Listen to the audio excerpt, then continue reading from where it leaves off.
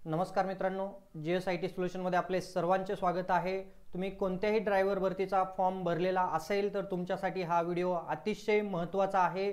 त्याच्यामध्ये बघा DMER ची ड्रायव्हर भरतीची परीक्षा जवळ आलेली आहे आणि या परीक्षेसाठी तुम्हाला मित्रांनो त्याच्यामध्ये बघा ड्रायव्हर भरतीमध्ये तुम्हाला गाड्यांचे जे स्पेअर पार्ट आहेत त्या स्पेअर पार्ट बद्दल प्रश्न विचारले जाणार आहेत। तो तुमच्या सिलेबसमध्ये आहे। अशाच पद्धतीचा जो भाग आहे तो कोणत्याही पोलीस भरती असू द्या, त्याचबरोबर तुमची पुणे महानगरपालिका असेल, DMER असेल किंवा कल्याण डोंबिवली महानगरपालिका, मुंबई हायकोर्टाची भरती असेल, अशा सर्व भरतींसाठीच्या ड्रायव्हर भरतीला असे प्रश्न विचारले जातात। तर आजचा प्रश्न पाहूया आपण काय आहे। आजचा प्रश्न पहा तुमच्या समोर आहे मित्रांनो की ओव्हरड्राईव्ह गिअरचा उपयोग काय आहे। प्रश्न काय आहे की ओव्हरड्राईव्ह गिअर आहे त्या गिअरचा उपयोग काय आहे। ब्रेकिंग वाढवणे, इंजिन वेग कमी ठेवून गाडी चालवणे, गाडी थांबवणे, इंजिन थंड करणे। चला प्रश्न व्यवस्थित वाचायचे, वाऱ्याच्या वेगाने प्रश्न मित्रांनो मी तुमच्यापर्यंत घेऊन येत आहे आणि त्या प्रश्नांचं उत्तर आहे ते पटपट कमेंट करायचे।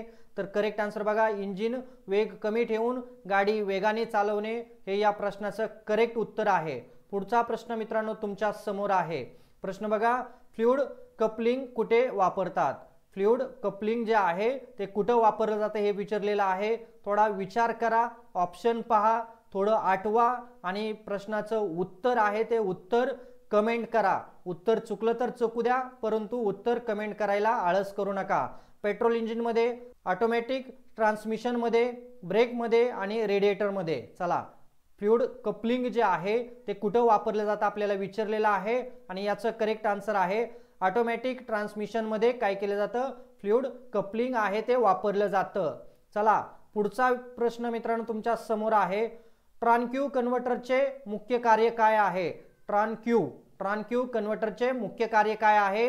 आवाज कमी करणे, गाडीचा वेग कमी ठेवणे, इंजिन शक्ती वाढवणे, ट्रान्समिशनला पोहोचवणे आणि सस्पेन्शन नियंत्रित करणे।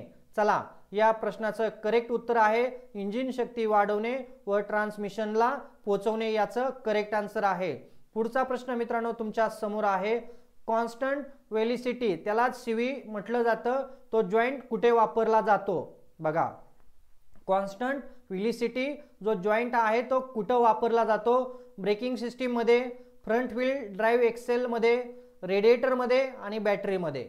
चला अतिशय दर्जेदार प्रश्न मित्रांनो तुमच्यापर्यंत येत आहेत। या प्रश्नांची तयारी चांगल्या पद्धतीने करायची आहेत। अशा पद्धतीचे प्रश्न तुम्हाला वेगवेगळ्या ड्रायव्हर भरतीमध्ये विचारले जातात। आपण प्रत्येक ड्रायव्हर भरतीचा फॉर्म भरत असतो आणि त्याच्यामध्ये परीक्षाही देत असतो।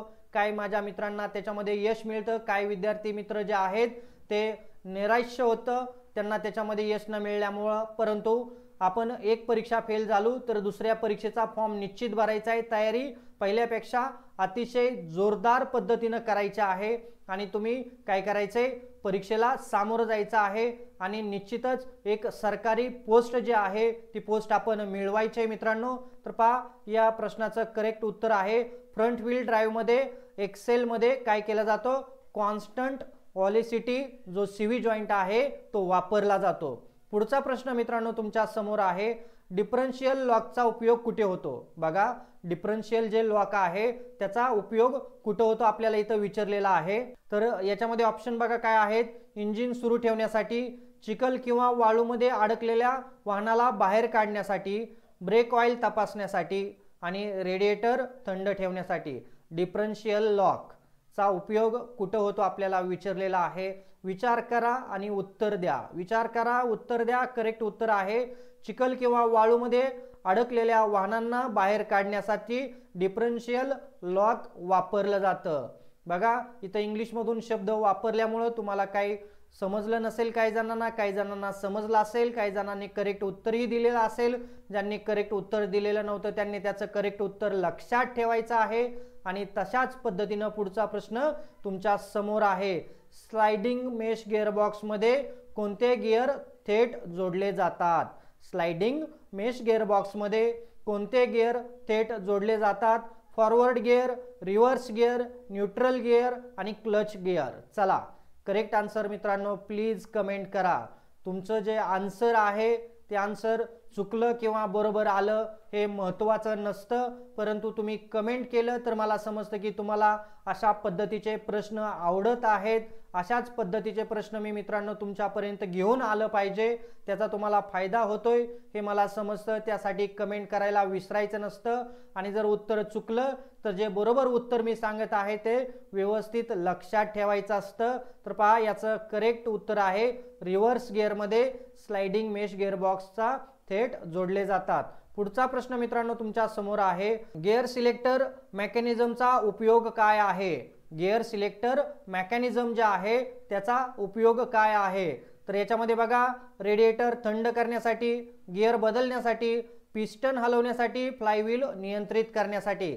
चला, करेक्ट आन्सर पहा याचं काय आहे. तुम्ही आन्सर कमेंट केलेला असेल आणि करेक्ट आन्सर आहे गिअर बदलण्यासाठी काय केला जातो? गिअर सिलेक्टर मेकॅनिझमचा उपयोग केला जातो. चला, पुढचा प्रश्न मित्रांनो तुमच्या समोर आहे. बघा, इपिस्लिक गिअर ट्रेन कुठे वापरला जातो? बघा, प्रश्न व्यवस्थित वाचा. कदाचित तिथं उच्चार करायला चुकत असेल माझं, तर तुम्ही करेक्ट उच्चार पहा त्याचा काय आहे. इस्पेसिलिक गिअर ट्रेन कुठे वापरतात? आणि बघा याचं ऑप्शन काय दिलेलं आहे, ऑटोमॅटिक ट्रान्समिशनमध्ये, ब्रेकमध्ये, रेडिएटरमध्ये आणि टायरमध्ये. चला, करेक्ट आन्सर पहा याचं काय आहे. ऑटोमॅटिक ट्रान्समिशनमध्ये काय वापरलं जातं? इस्पेसिक गिअर ट्रेन वापरलं जातं. पुढचा प्रश्न मित्रांनो तुमच्या समोर आहे, फ्री व्हील मेकॅनिझम कुठे वापरतात? फ्री व्हील मेकॅनिझम कुठे वापरतात? मोटारसायकलमध्ये, स्कूटर व जुड्या गाड्यांमध्ये, ट्रॅक्टरमध्ये, ट्रकमध्ये. चला, आणि याचं करेक्ट आन्सर बघा काय आहे. स्कूटर व जुन्या गाड्यांमध्ये काय वापरलं जातं? फ्री व्हील मेकॅनिझम वापरलं जातं. आणि आजच्या प्रश्न मालिकेतील शेवटचा प्रश्न मित्रांनो तुमच्या समोर आहे, कॉन्स्टंट मेश गिअर बॉक्स मध्ये किती दात कशा प्रकारे बसवले असतात किंवा कशा प्रकारचे असतात? बघा, इथं कॉन्स्टंट मेश गिअर बॉक्सचे गिअरचे दात तुम्हाला कशा प्रकारचे असतात हे विचारलेलं आहे. तर बघा, ऑप्शन काय आहे, स्ट्रेट कट, हॉलिकल, बेवल आणि वर्म. चला, याचं करेक्ट उत्तर तुम्हाला मी सांगण्यापूर्वी मित्रांनो, तुम्ही अजूनपर्यंत आपल्या चॅनलला लाईक, सबस्क्राईब आणि शेअर केलं नसेल तर प्लीज आपल्या चॅनलला लाईक करा, सबस्क्राईब करा आणि सगळ्यात महत्त्वाचं म्हणजे बेल आयकॉनचं बटन दाबायला विसरू नका. म्हणजे असेच माहितीपूर्ण नवनवीन व्हिडिओ सर्वात अगोदर तुमच्यापर्यंत येतील. तर भेटूया अशाच नव्या माहितीबरोबर पुढच्या लेक्चरमध्ये. जय हिंद, जय महाराष्ट्र.